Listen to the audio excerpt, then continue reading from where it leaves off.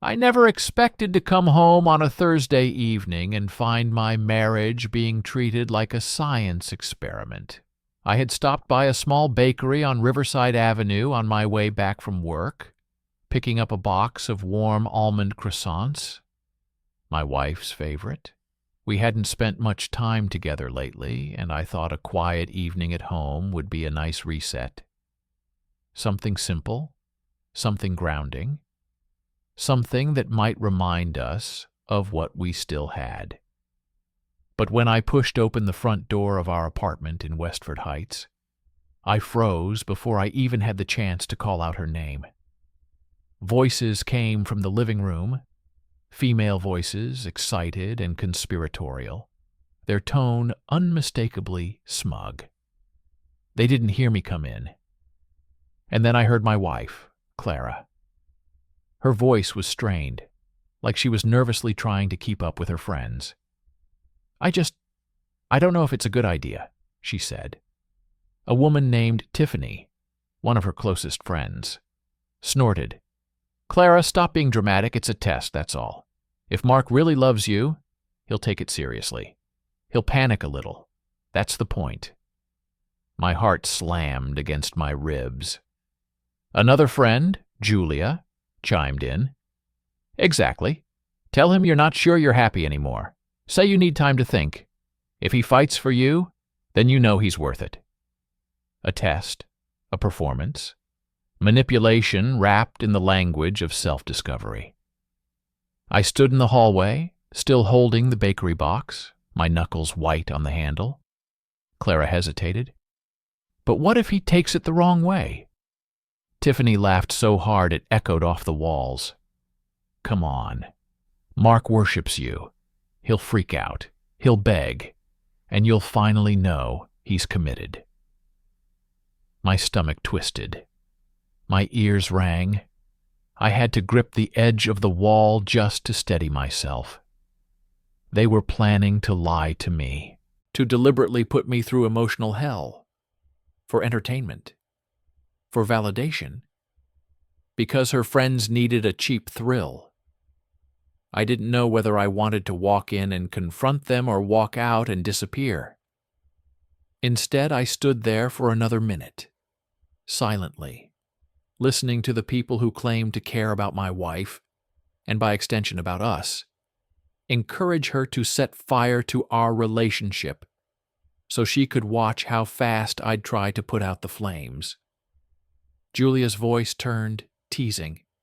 If he can't handle a little push, he's not strong enough to be your husband. That was the moment something inside me snapped. Not loudly, not dramatically, quietly, cleanly, like a rope that had been fraying for years and finally let go. I turned around, walked out quietly, and shut the door behind me without a sound. The almond croissants were still warm when I dropped them into the nearest trash can. I sat in my car for almost half an hour, staring at the city lights, letting the numbness settle into my bones. I wasn't angry, at least not in the way you'd expect. I wasn't screaming, wasn't shaking, wasn't crying. I was simply exhausted. For years, I had been the anchor in our relationship, the steady one, the reliable one, the one who tried, listened, compromised. But overhearing that conversation reminded me of something I had ignored for far too long. Clara cared more about how she looked to her friends than about how we worked as a couple. I thought about confronting her right then and there, demanding answers, exposing the stupidity of the whole test. But the thing about manipulation is that it only works if you react exactly how the manipulator expects. And I wasn't going to dance to their rhythm. Not this time. So I drove around the city for an hour, letting my thoughts settle. By the time I arrived back home, the apartment windows were dark except for a soft glow in the living room. The laughter was gone. Her friends must have left. Good. I stepped inside, set my keys on the counter, and walked into the living room. Clara sat, curled up on the couch, a blanket around her shoulders. The second she saw me, she straightened up as if she'd been waiting anxiously. "Oh, hey," she said, with a forced smile, brushing hair behind her ear. "You're home late." I didn't respond to the fake sweetness in her voice. I didn't mention the croissants. I didn't mention her friends. "Yeah," I said, calmly. "Traffic." Her smile faltered for a moment, as if she was trying to read me. "Did you eat?" "No." "Want me to make something?" "No." Her eyes flicked away. She could sense something off, but she wasn't sure what I knew. Good. Let her wonder. We sat in silence for almost a full minute. She shifted nervously, the blanket slipping off her shoulder. "So, I was thinking we could talk tomorrow morning," she said casually, but her voice cracked. "About what?" I asked. She blinked, surprised by the neutrality of my tone. "Just, us, the relationship, things we've been thinking about." I nodded once. "Sure, tomorrow." Her throat bobbed as she swallowed. She expected fear, agitation, maybe pleading, something emotional she could sink her hooks into for the test. But I gave her none of it, and confusion was already starting to crack her confidence. The next morning, sunlight filtered through the blinds as I made coffee. Clara walked into the kitchen slowly, like someone approaching a dangerous animal. She hugged her arms around herself. "Mark," she began softly, "I've been doing a lot of thinking about us." I didn't look up. "Okay." She blinked again. She wasn't used to me being this unreadable. "I think I need some space," she said, rehearsed but shaky. "I'm not sure I'm happy right now. I think maybe we should take a break. Just for a little while, to figure things out." I finally looked up at her. Neutral, calm, no drama, no begging. "Sure," I said, simply, "if that's what you want." She froze, mid-breath, because that wasn't what she expected at all. You agree?" she stammered. "Yes, it sounds like you've already decided, so I'm not going to stand in your way." "But I didn't say I decided," she protested. I said I'm not sure. "And I'm respecting that," I said.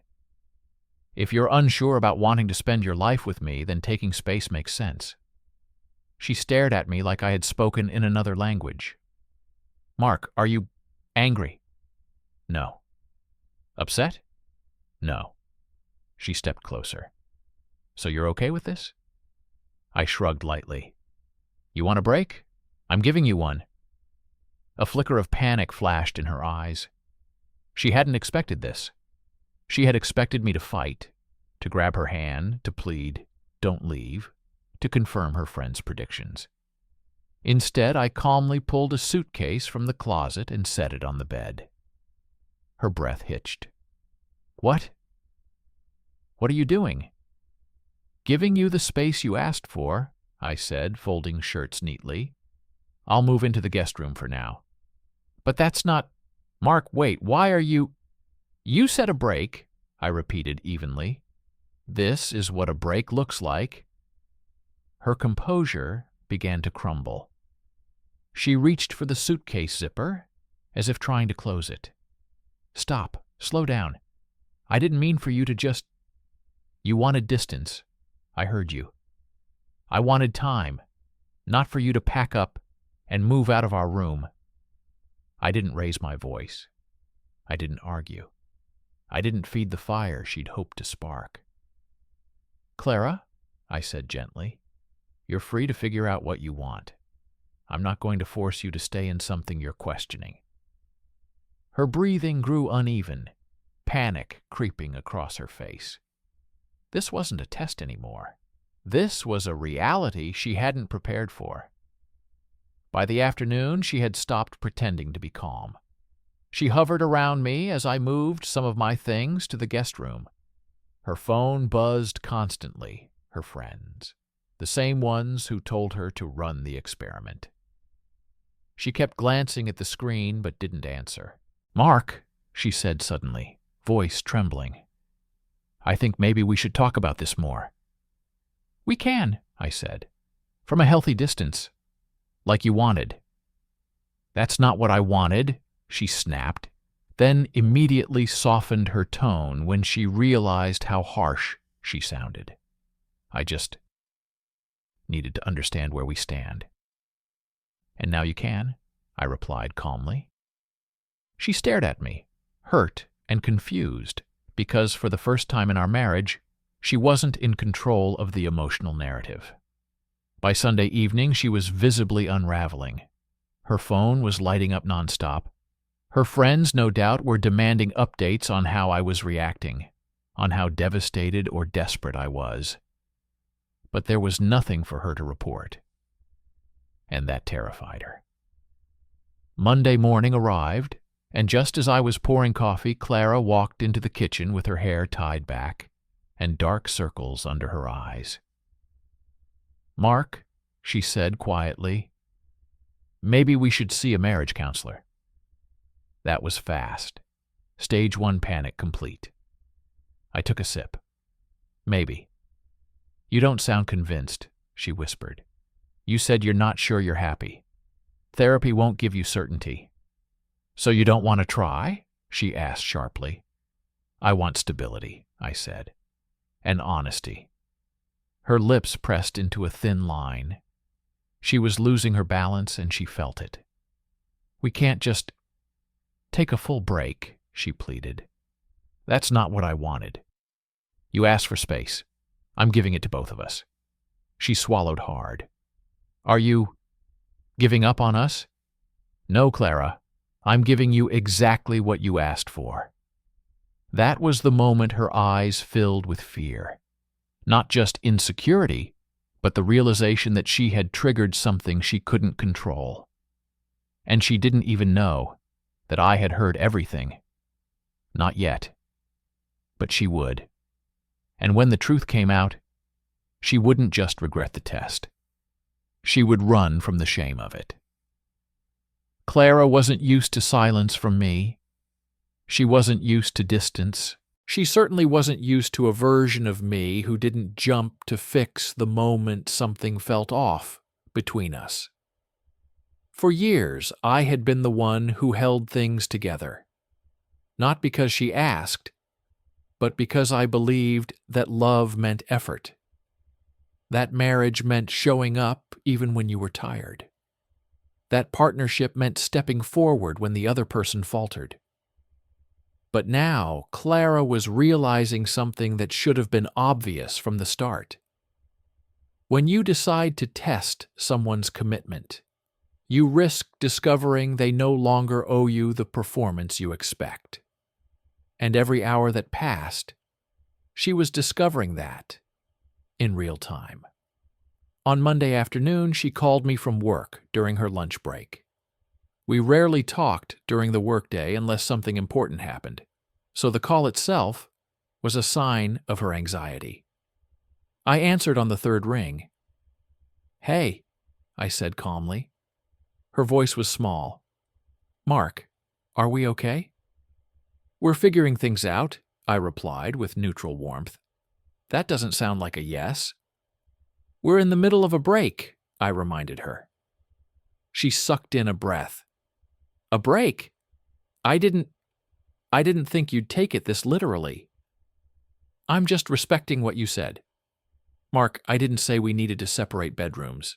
That's extreme." "No," I corrected softly. "Manipulating someone's emotions to test their loyalty is extreme." She went silent. And for a brief moment I wondered if she suspected that I knew. But no, her silence was merely confusion, not guilt. Clara cleared her throat. "Can we talk tonight?" "We can." "Okay," she said quickly. "Good. I'll be home by 6. She hung up too fast, as if the quiet between us made her skin itch. I sat in my office chair and stared at my phone for a moment. letting the emptiness settle. I wasn't numb anymore. I was fully awake to the reality of our marriage. And that reality was simple. Clara had wanted to provoke my fear. Instead, she provoked my clarity. She arrived home earlier than expected that evening, still in her work clothes, hair messy from running her hands through it all day. "Mark," she said, breathless, before even taking off her shoes. "Can we talk?" "Of course." We sat across from each other at the kitchen table, me calm, her restless and jittery, tapping her fingers on the wood. "I think we misunderstand each other," she began. "I wasn't trying to hurt you. I was trying to be honest about my feelings." "Were you?" She blinked. "What do you mean, were you?" "Of course I was." "Then explain why your friends kept calling you all weekend," I said lightly. "They seemed very invested in this decision of yours." The blood drained from her face. Well, they were just checking in. They told you to ask for the break, didn't they?" She froze. Her lips parted. Her eyes widened. She looked like a child caught stealing in a candy store. "I don't know what you're talking about," she tried, voice cracking. She was a bad liar. She always had been. I leaned back in my chair. "I came home Thursday evening while you and your friends were discussing your plan. I heard everything." Clara's stomach visibly dropped. Her hands trembled as she pressed them to her face. "You heard all of it?" "Yes." The room felt suddenly small, thick with tension, embarrassment, and the weight of her own intentions collapsing around her. She lowered her hands, eyes glassy. "Mark, I'm so sorry. It wasn't supposed to be like that. They were pushing me, and I felt pressured, and I wasn't thinking straight." "You weren't thinking at all," I corrected gently. "You were listening to people who don't respect our marriage." She winced, ashamed. I know, I messed up. I shouldn't have let them." "You weren't honest," I continued. "Not with them, and not with me." Her voice shook. I was scared. "Of what?" I asked. "That I wasn't committed?" "No," she whispered. "That you were too committed." That made me pause. "What does that mean?" She swallowed hard. "It means sometimes I feel like I'm not enough, that you deserve someone more confident, more put together, more stable. And my friends, they encouraged your insecurity instead of helping you address it," I finished. "And you let them." Clara nodded slowly, miserable. "I'm sorry," she whispered again. I believed she meant it. But sincerity doesn't undo damage, it only acknowledges it. "So what now?" she asked, voice trembling. "What happens next?" "Next," I said, "we take the break you asked for. Properly." She jolted. "What?" "Mark, no, I didn't mean any of that. My friends, you let them talk you into manipulating me. You invited them into our marriage, and now you're shocked that it has consequences." She wiped at her eyes. "I don't want a break. I don't. It was a mistake. I didn't mean anything I said." I studied her quietly. "Then why did you say it?" She sobbed softly. "Because I was stupid. Because I was weak. Because I listened to the wrong people." Her desperation was real now. No more rehearsed lines. No more manipulation. But it didn't change the fact that she had planted a landmine under our marriage and expected me to step on it. "I need time," I said firmly. "And you need to figure out what you want without the influence of 3 women who don't respect relationships." Clara dropped her face into her hands. "I can't believe I did this," she whispered. "I can't believe I ruined everything." "You didn't ruin everything," I said. But you revealed a lot."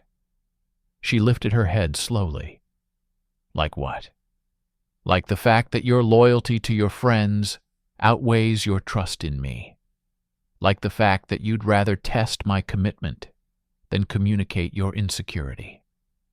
Like the fact that our marriage means less to them than their entertainment." Clara broke into silent tears. I didn't comfort her. Not because I didn't care, but because this wasn't the moment for comfort. This was the moment for truth. After several long minutes, she finally asked the question she feared most. "Do you still love me?" "Yes," I said. Her breath caught with relief. "But," I added, "love doesn't erase consequences." Her relief vanished. "I want to fix this," she whispered. "I'll do anything, please, just tell me what to do." "I already told you," I said. "We take a break." Her shoulders slumped. "And after that? We'll see where we stand." "But Mark, that's final." She didn't argue further. She simply nodded weakly and went upstairs, crying quietly. I didn't follow. For the next 2 days, Clara floated around the house like a ghost. She cooked my favorite meals, cleaned everything twice, left little notes on the counter like she used to in the early days of our marriage. But none of this mattered. Actions performed out of panic aren't love. They're desperation. And desperation isn't the foundation of a healthy marriage. On Wednesday night, she finally broke. She stood in the doorway of the guest room while I folded laundry. "Mark," she whispered, "please stop this." "Stop what?" "The break. The distance. The coldness." I shook my head. "I'm not being cold. I'm being controlled." "It feels like punishment." "It's not punishment," I said quietly. "It's clarity." She stepped closer, her voice raw. "I hate myself for doing this to us. I hate my friends for putting these ideas in my head. I hate how much I hurt you." "You didn't hurt me," I said. "You disappointed me." That hit harder than any accusation. She covered her mouth with her hand, tears spilling down her cheeks. "I don't want to lose you." "Then stop trying to manipulate me into proving my love." Her voice broke. "I never wanted to manipulate you." "Intention doesn't change behavior," I replied.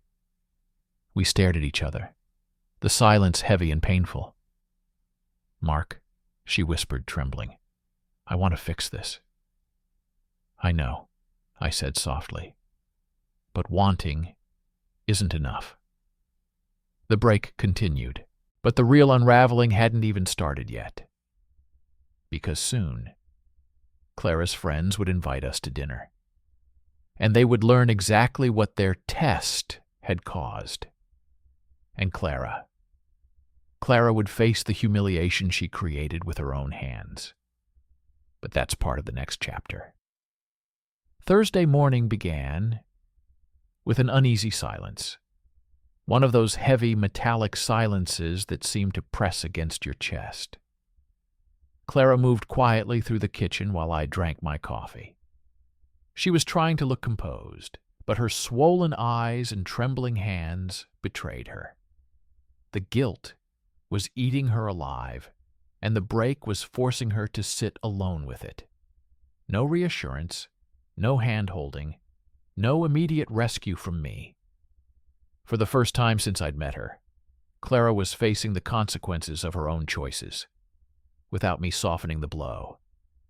And she hated every moment of it. As I grabbed my keys to leave for work, she stopped me in the doorway. "Mark, wait." I turned. Her voice cracked. "Can we go to counseling, please?" "Maybe," I said, neither agreeing nor refusing. She swallowed hard. "What does that mean?" "It means it's an option. But an option isn't an immediate solution." Her eyes glistened. "I'm trying." "I see that," I said, "but I'm not ready to pretend nothing happened." She opened her mouth, but no words came out. Instead, she just nodded and stepped aside. "Have a good day," she whispered. "You too." And then, for the first time in our marriage, I didn't kiss her goodbye. The invitation.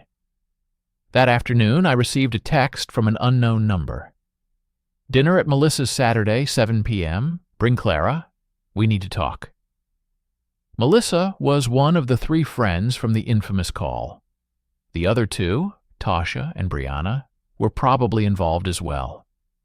It wasn't a request. It was a summons. I forwarded the message to Clara. She replied instantly, "Please don't go. Please. They'll make everything worse."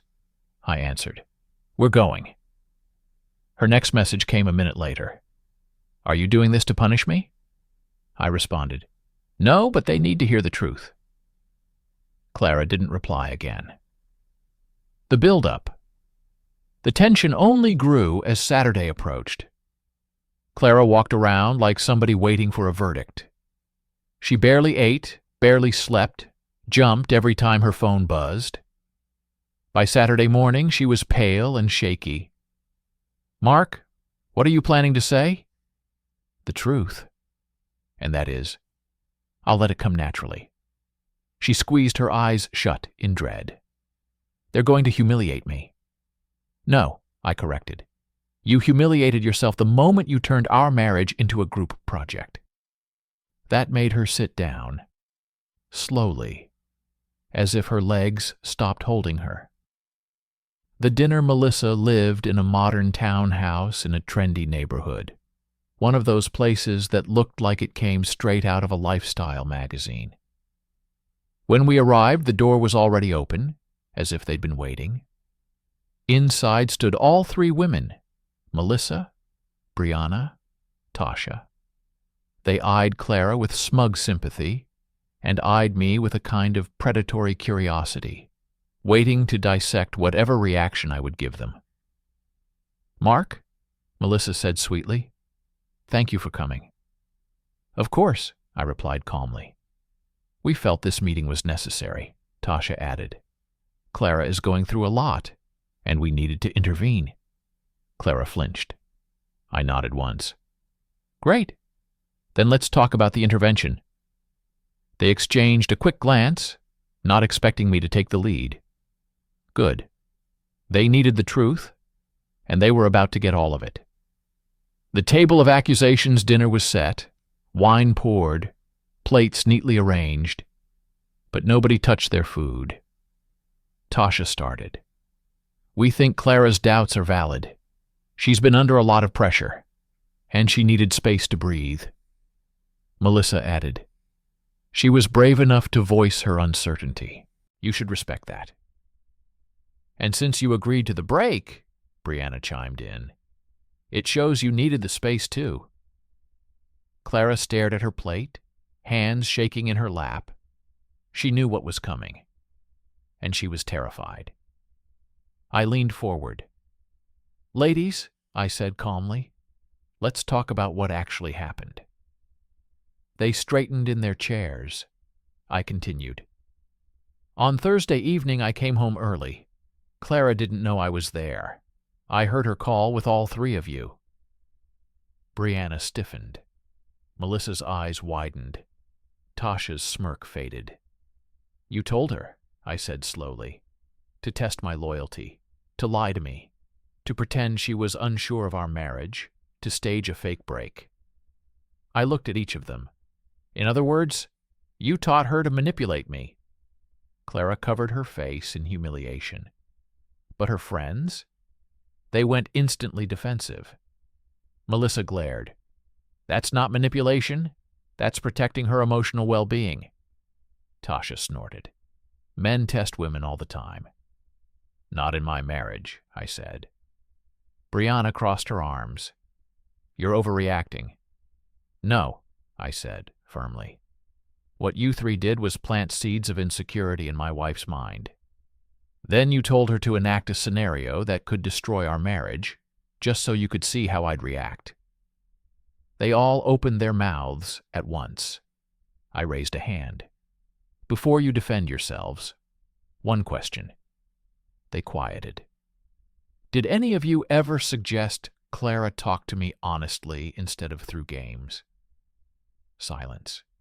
Dead quiet. The kind that tells you everything you need to know. Her friends collapse. I looked at Clara's friends with calm contempt. You didn't care about Clara's well-being. You cared about drama.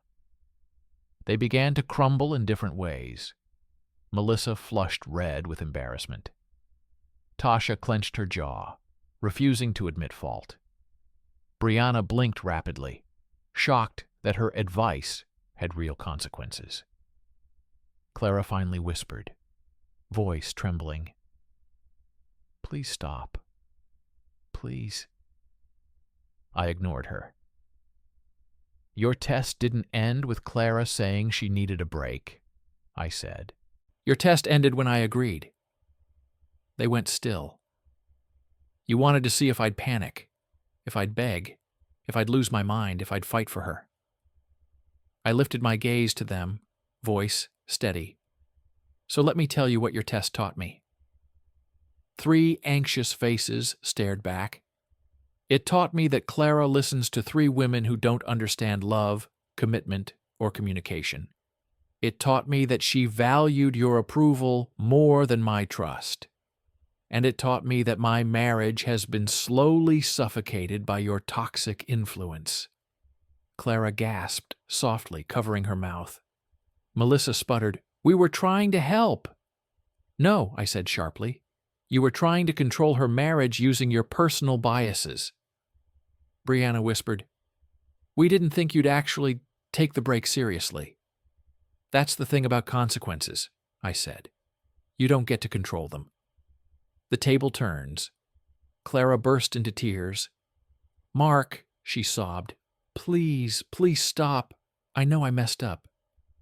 But I wasn't attacking her. I was exposing the truth she never dared to confront. Finally, I asked the question that made the entire table stiffen. "Clara," I said gently, "what mattered more to you, your friend's approval, or our marriage?"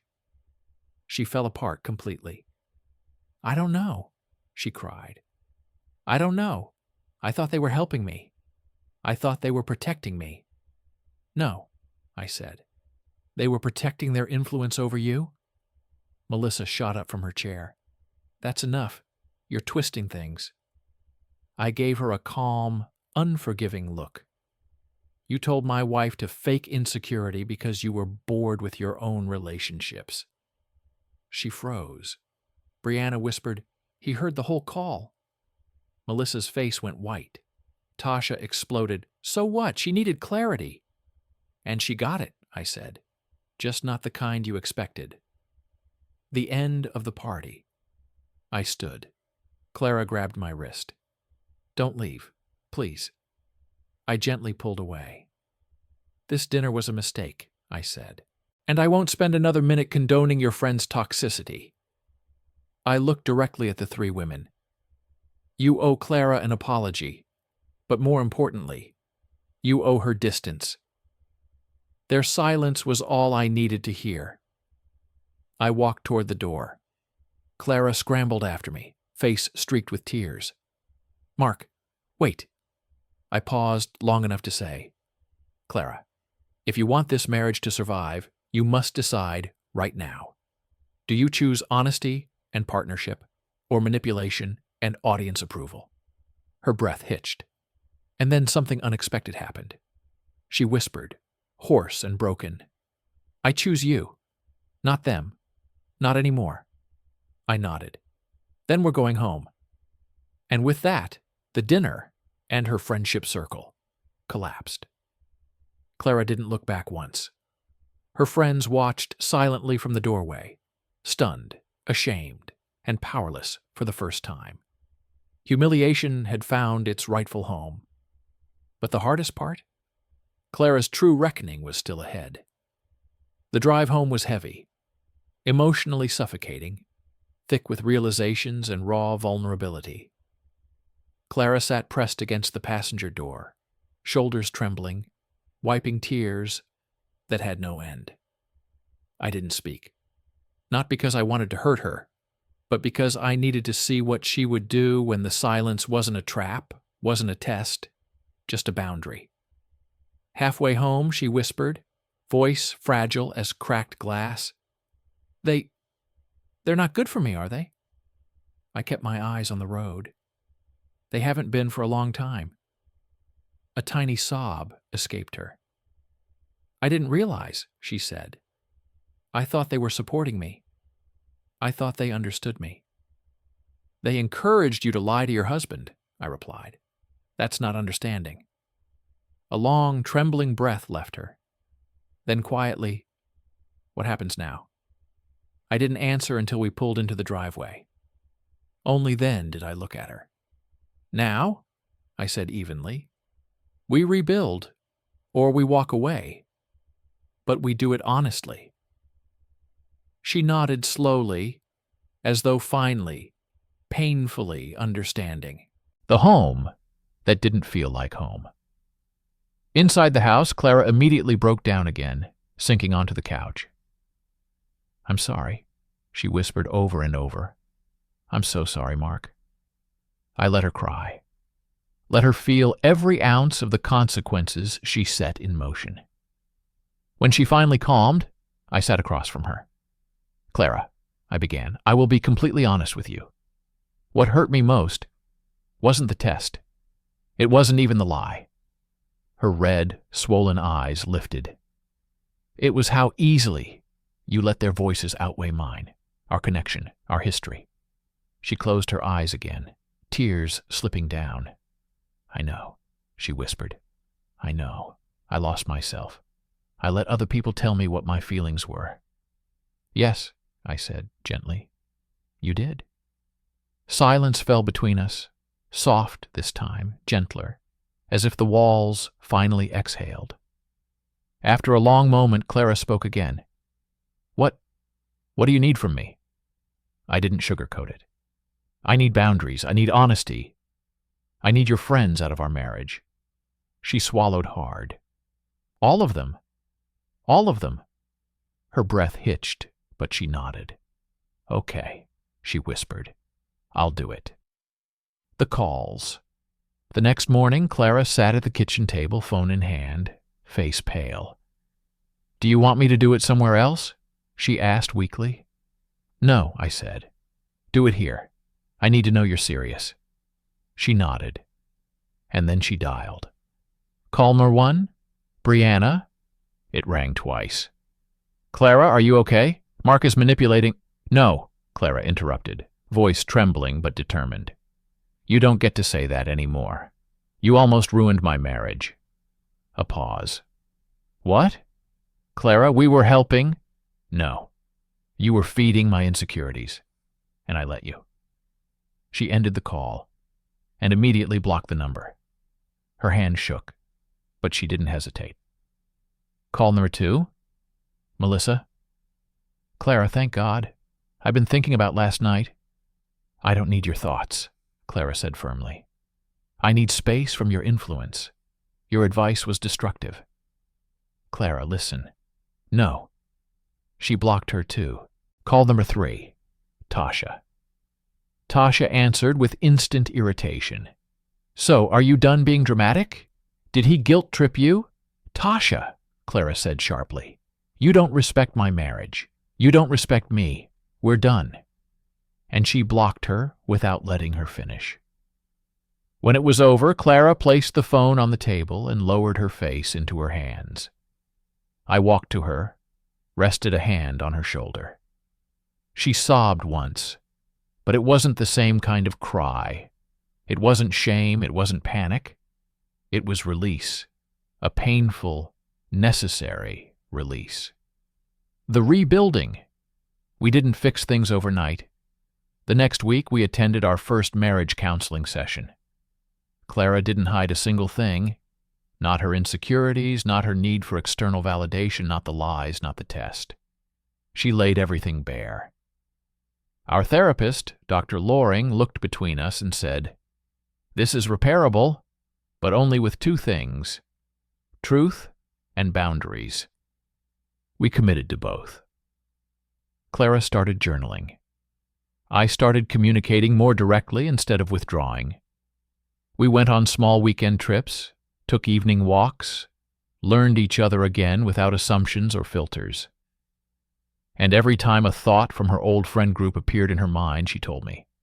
Not defensively, not fearfully, just truthfully. The trust slowly rebuilt, brick by honest brick. The last attempt. 3 months later, a letter arrived. Handwritten. No return address. Clara recognized the handwriting immediately, Brianna's. She brought it to me with shaking fingers. "Should I?" "Open it," I said. "But read it to me." She did. It was a half apology, half excuse, a rambling attempt to justify the loyalty test, mixed with passive-aggressive remarks about our marriage being too traditional. Clara didn't even finish it. She tore it in half, then into smaller pieces, letting them fall into the trash. Her hands no longer trembled. "I don't need their version of friendship anymore," she said softly. I believed her. 6 months later. Life didn't magically become perfect, but it became real. Clara laughed more, genuinely, not performatively. I felt safer, not because I controlled anything, but because I knew we were finally playing the same game, with the same rules, on the same team. One evening, during a quiet dinner, Clara reached across the table and said, "I almost lost everything, because I didn't trust myself, or us. Thank you for not giving up on me." "I didn't save us," I told her. "We saved us, together." She smiled, a tired, honest, warm smile, the kind that comes from surviving something painful and choosing to grow instead of decay. One final lesson. A year after the crisis, Clara said something I'll never forget. We were sitting on the couch, watching the sunset through the living room window, and she whispered, "I used to think love was proven through jealousy, fear, and dramatic reactions. But now I know the truth." She leaned her head against my shoulder. "Love is proven through honesty, boundaries, and respect, not tests." I wrapped my arm around her. Exactly. Because in the end, the test didn't prove whether I wanted her. It proved whether she was willing to choose our marriage over the voices poisoning it. And she did. That choice, not the drama, not the break, not the dinner, is what saved us. Conclusion. We didn't emerge from the crisis perfect, but we emerged strong. Because we learned the most important lesson a marriage can offer. Security isn't built on manipulation. It's built on truth. And truth saved us when lies nearly destroyed everything.